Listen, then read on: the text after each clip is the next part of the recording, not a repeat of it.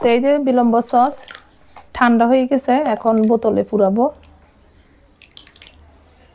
এই যে বোতল রেডি করে ফেললাম, এখন একটা বোতল নিয়ে আসি। এভাবে বিসমিল্লাহ।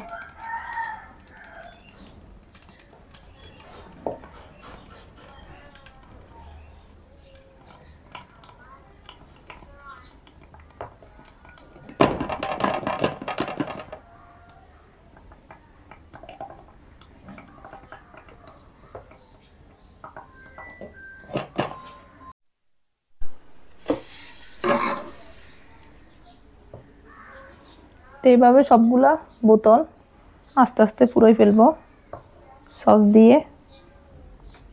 দেখেন সসটা অনেক সুন্দর হয়েছে।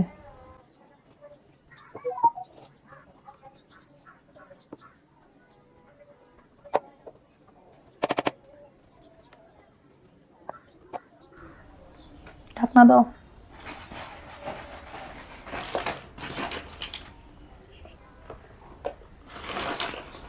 একটা পুরো ফেলছি, এটা ঢাকনা দিয়ে ফেলি।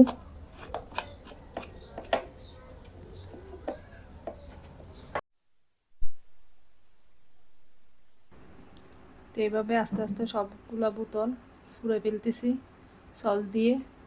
এই যে অনেকগুলা পুরানো শেষ, সবগুলাতে সস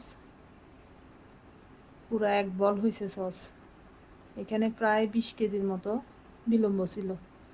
এটার সাথে রসুন, মরিচ, চিনি, লবণ, তো সব কিছু মিলাই আরও ধরেন 5 কেজি হয়েছে, তাই 25 কেজি হয়েছে এখানে। তো এই সসগুলো খেতে কিন্তু অনেক মজা। এগুলা বেশিরভাগ চিটাঙের মানুষই বেশি পছন্দ করে, তাই ওদের জন্য এই সসটা আমি সবসময় রোজার মধ্যে আগের দিন বানাই। রোজাতে প্রথম দিনে সবাইকে একটা একটা গিফট দিয়ে ফেলি। এই যে এখানে নিয়ে আসলাম সসগুলা সবগুলা।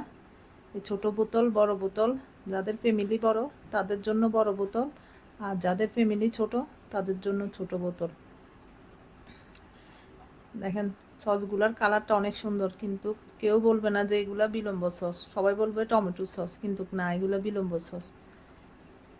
খেতে অনেক মজা।